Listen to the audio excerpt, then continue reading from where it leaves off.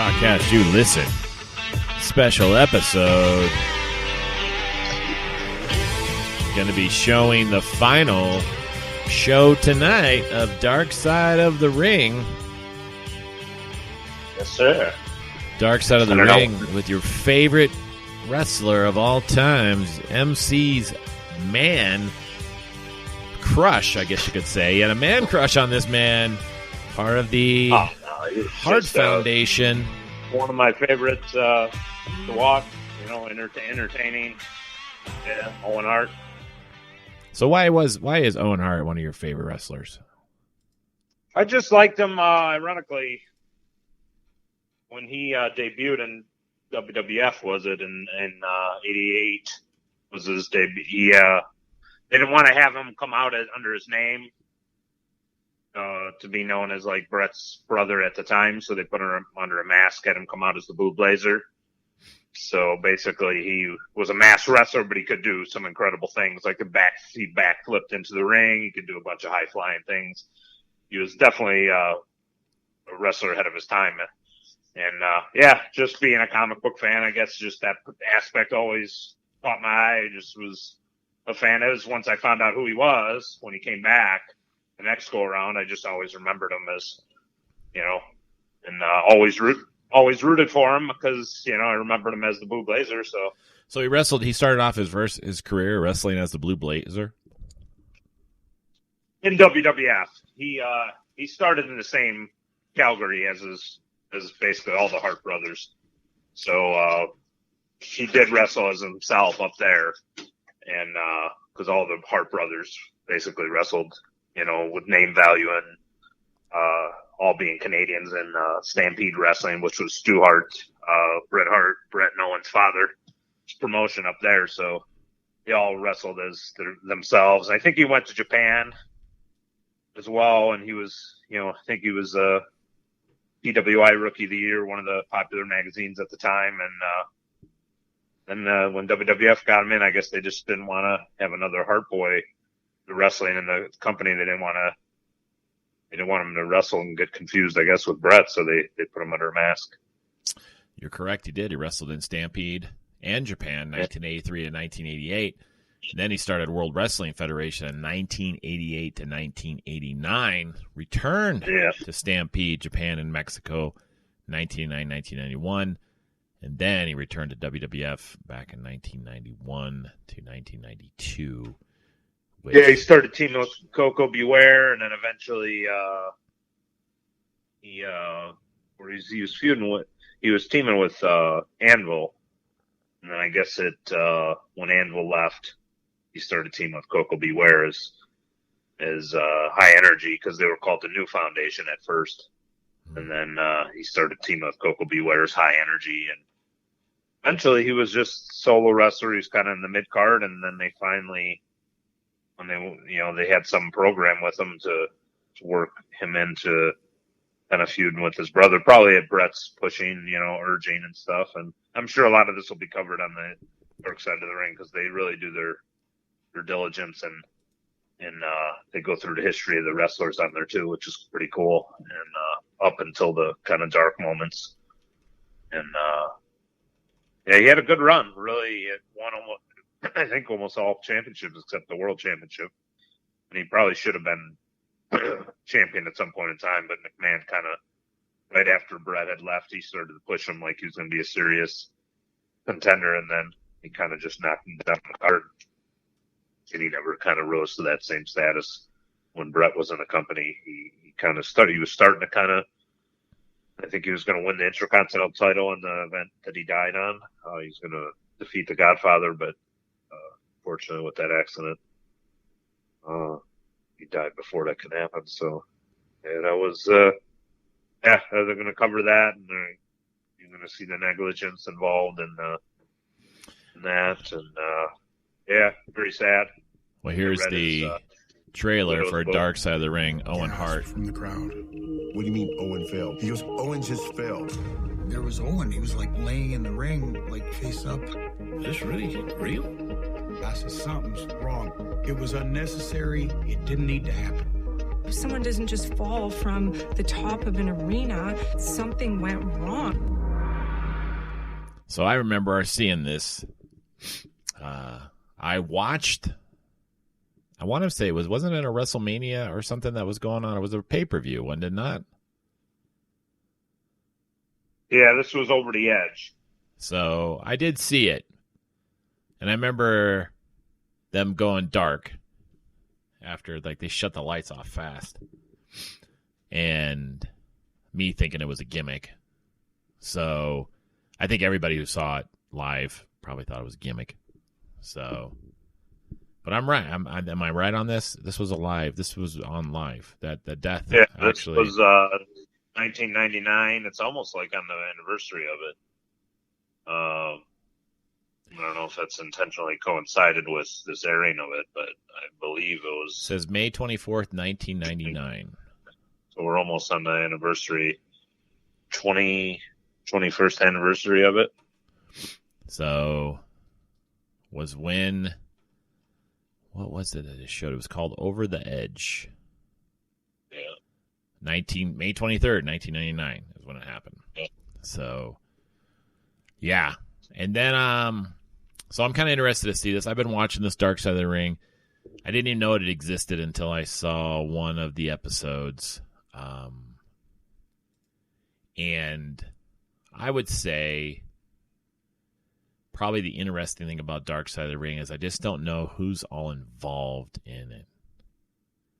Like who's writing, who's promoting, who's talking. It sounds like Chris Jericho is narrating. I think he's had on his podcast Jericho Talk is Jericho. I think he's had the producers on, and they'll talk. And or actually, I think it might be even Conrad Thompson and stuff too, who's one of the popular wrestling podcasters. There's a pod that has the guys talk about the episode afterwards, and someone was telling me about that. Somebody I work with, and they were saying the New Jack one. I can't remember if you've seen that or if we discussed that one. Yeah, or not, we did talk about that one a little bit. Yeah, the New Jack one. They said they had him on, and or they had the producers on, and they said New Jack told him before he was going to be interviewed. He says, you're getting New Jack now. So he apparently he was going to be in character and doing whatever stuff he was going to do, and they said he was definitely a character to work with. So it's interesting. I think the part about the New Jack one, the life and crime of New Jack, which was season 2, episode 3, that him stabbing that dude in the ring with whatever plastic Wolverine claw. Yeah, whatever he had in his pocket was fucked up. That was crazy, but that was like, it was just, so the one gets bailed out of prison and he just takes off. Yeah, I'll do a circuit with you, and then he just takes off from Florida and never comes back. And then him throwing that fucking dude off the top of those rafters and trying to throw him on the table, and now we're even, motherfucker. Yeah, that was fucked up, man. But so I watched some of these, and I watched the Jimmy Snuka one was the last one I saw before the Road Warriors. The Road Warriors one, from what McMahon covered up during that. I mean, a lot of people, they have their, well, this is and that's hearsay kind of stuff, as they said that he covered up stuff. But I just wonder. I'm talking from the sense of they had the one guy, was it Buddy Rogers or whoever, who was basically Snuka's handler because Snuka was just doing coke all the time.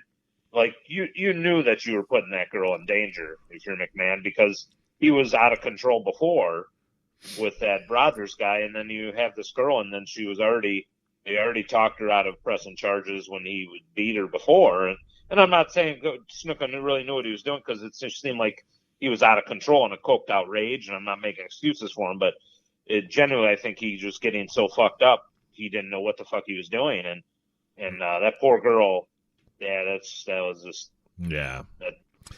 he should have. Snuka should have been fired. I don't care how big a star you are. If you're that out of control, man, you've got to make sure that guy gets help. But he didn't look sane even when you watched him in the ring.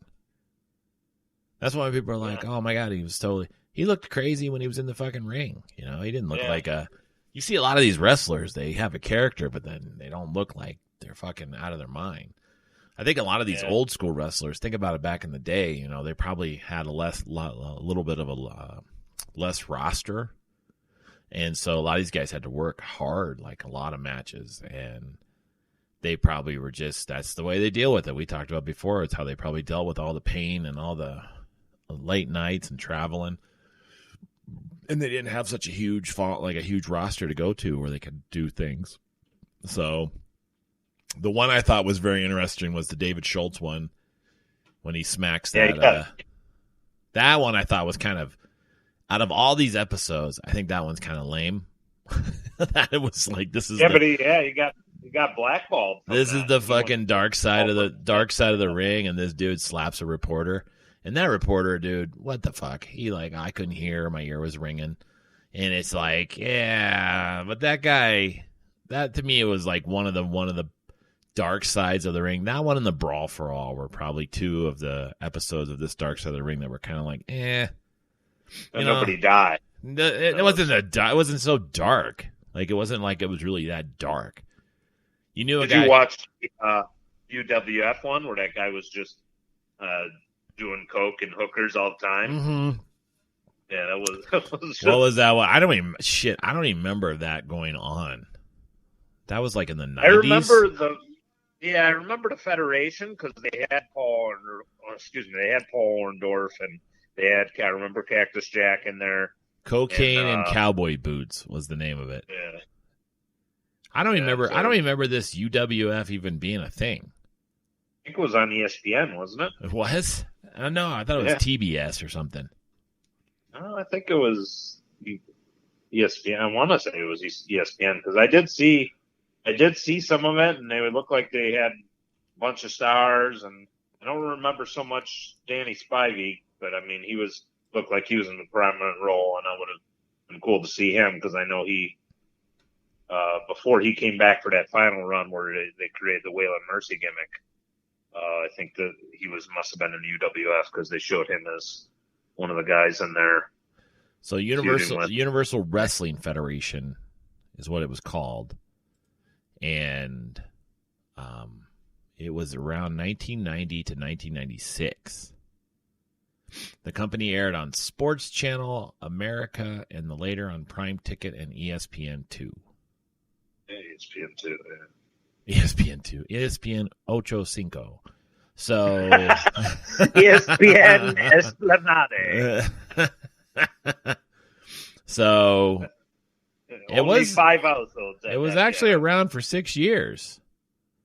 Yeah, I don't remember it being around that long, but that's pretty cool. It looked like Cactus was wrestling for a while because in that story where he talked about they go up the bleachers, there's nobody there, and then he suplexes the guy in the upper bleachers or upper stands, there's nobody there. And so this would be an interesting movie if someone would do the documentary of how the fuck this happened.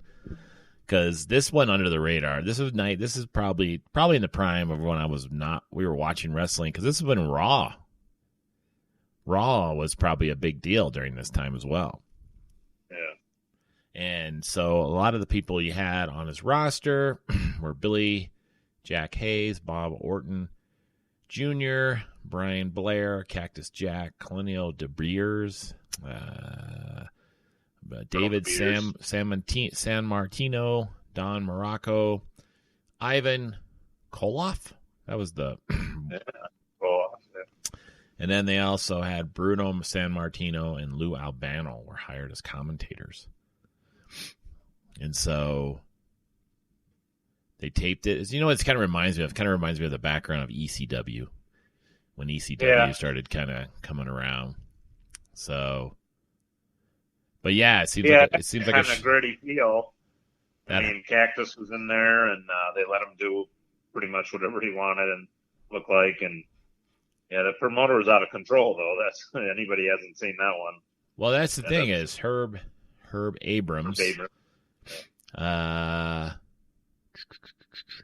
He was shooting.